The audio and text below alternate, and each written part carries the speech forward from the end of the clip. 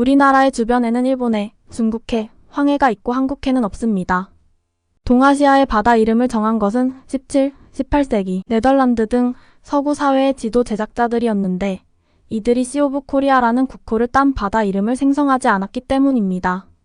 일본과 중국의 국호만이 이들에 의해 선택되어 재팬, 차이나라는 바다 이름이 오늘날까지 이어져 오고 있습니다. 일본해, 중국해라는 이름은 해당 나라가 소유권을 지닌 바다 이름으로 인식되기도 합니다. 일본해에 대해서는 독도 영유권 행사와 밀접한 관련이 있다고 생각하여 한국에서는 이 이름 사용을 거부하고 있습니다. 반면 중국해라는 이름에 대해서는 남쪽 멀리 떨어져 있어서인지 그다지 신경을 쓰지 않는 듯합니다. 그런데 한국과 중국 사이에 바다가 놓여 있는데 이곳의 이름이 국호를 딴 명칭이 아니라 황해라고 중국 황하의 특징을 딴 이름이 지어졌다고 합니다. 황하가 배출한 누런물이 바닷물을 물들여 황해가 되었다고 하는데 실제로는 이 바다도 연안을 제외하고는 푸른빛이며 누렇게 보이지는 않습니다. 단지 누런강과 누런바다로 시각적 심상을 이어주는 누렇다는 단어를 통해 연상할 수는 있습니다. 마치 시인이 즐겨 행하는 것처럼 현실과는 상관이 별로 없는데 말로는 그럴싸하게 들리게 하는 일말입니다. 한편 서구 사회에서 일본해와 중국해라고 시 오브 재팬과 시 오브 차이나로 이름을 지은 이유가 뭘까요? 이 바다의 이름을 모르고 두 나라의 근처에 있으니 이런 이름으로 붙이면 좋겠다고 생각하여 지도 제작자들이 임의로 선택한 것일까요? 아마 그렇지는 않을 겁니다. 바다 이름을 잘 모르겠으면 그냥 비워두지 자기 마음대로 이름을 만들지는 않습니다. 지도 제작에 있어 모르는 것은 모르는 그대로 둔다가 원칙입니다. 다른 지도 제작자들이 그 지도의 정확성을 부정적으로 평가할 만한 빌미가 될 수도 있기 때문입니다. 그렇다면 뭔가 근거나 논리 아니면 필요성이라도 있다는 말이 됩니다. 추정할 수 있는 바는 그 나라에 도달하기 위해 배가 반드시 지나가야 하는 곳에 국호를 딴 이름을 붙인 것이라는 점입니다. 예전에는 서구 사회의 선박이 일본의 최종 목적지인 동경에 닿기 위해서는 반드시 큐슈의 나가사키에서 배를 갈아타야 했고 일본의 동쪽 해안으로는 큰 선박이 접근할 수 없었습니다. 자신들이 타고 온 큰 선박을 그대로 타고 가자고 한다면 반드시 대마도를 경유하여 가는 수밖에 없었습니다. 그러니 일본의 동쪽 해안에는 17, 18세기 서구 사회의 선박이 갈 일이 없었고 서남쪽 해안으로만 가야 했습니다. 또 동아시아 사회의 역사로 볼 때는 여진족이 일본으로 가는 해로인 일본의 서북 혹은 서쪽 해안이 역사에 관심을 둔 선교사들의 관심 대상이었습니다. 이는 마테오 리치의 고녀만국전도, 당빌의 만주도 등에 반영되었습니다. 그 결과로 일본의 서쪽 바다에다 재팬시로 이름 짓게 된 겁니다. 그 맞은편 국가는 코리아였는데 이들의 수도인 경성은 반대편에 있었고 이 나라로 가기 위해서 이 해로를 이용할 일이 없으니 코리아와 연관지을 이유는 없었을 겁니다. 즉 지금 일본의 서쪽 바다이자 한국의 동쪽 바다는 17, 18세기 서구 항해자와 관련자들에게 일본으로 실제로 가는 바다라는 실용적인 면과 그들이 파악한 동아시아의 역사적인 면을 동시에 반영한 결과로 볼 수 있습니다. 중국해는 그 전에는 남경만으로 불리던 곳이었습니다. 당시 남경은 명나라의 북경으로 갈 때 배를 정박해야 하던 곳입니다. 당시 서양 선박은 북경으로 가고자 한다면 조선의 서해안을 따라 북상해야 했기에 남경 이상으로는 항해할 수 없었습니다.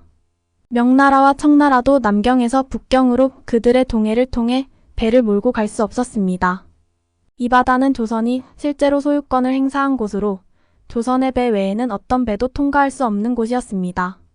심지어 명나라와 청나라의 배가 자국 해안을 따라 올라갈 수도 없었습니다.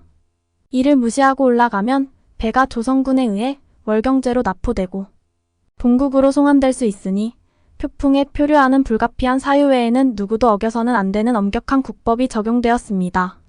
그래서 서양의 배는 대부분 남경을 최종 항해 목적지로 여기고 여기에 하륙했습니다.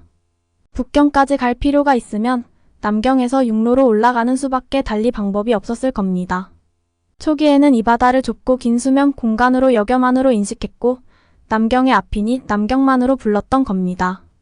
그러다가 오늘날처럼 넓은 수면 공간으로 여긴 후에는 바다로 고쳐 불렀고 여기에 중국의 선교사들이 파악한 현지 지명을 따서 동해라고 불렀습니다. 많은 지도에 저본이 된 당빌의 지도첩 산동도에는 동해라고 정확히 표현되어 있습니다. 하지만 이런 방향을 딴 표기는 지역을 특정하는 데 불편했을 겁니다. 동쪽 바다라고만 하면 세계 어느 곳을 가리키는 것인지 금방 특정하기 힘듭니다. 그래서 이후 진화의 동해라고 부르다가 얼마 전까지는 동진화해가 되었고 오늘날에는 중국이라는 새롭게 만들어진 국호를 딴 동중국해로 정착이 된 것입니다. 이 바다 이름의 장명 사례들로 우리는 어떻게 일본해와 중국해라는 이름이 정착되었는지를 파악할 수 있을 겁니다. 그런데 조선해라는 이름은 왜 지어지지 않았을까요? 당시의 코리아, 즉 조선이라는 나라가 서양 사회에 잘 알려지지 않았던 탓일까요? 그렇지는 않습니다. 일본과 중국과는 비교가 되지 않을 정도이긴 했지만 그래도 나름 꽤 관심을 두던 나라였습니다. 그 이유는 선교사들의 글 외에도 바로 하메리슨 일지가 배포된 덕분입니다. 이 책은 1668년에 네덜란드 암스테르담에서 출판되었고 프랑스, 영국, 독일 등 많은 나라로 번역되어 전파되었습니다. 그 바람에 이 시기에 유럽에서는 코리아라는 나라에 대한 관심이 크게 증폭되었습니다. 그렇다면 조선의 경성이 있는 서쪽 바다는 황해가 아니라 조선해인 코리아시라고 부를 만도 했을 텐데 끝끝내 외면한 것일까요?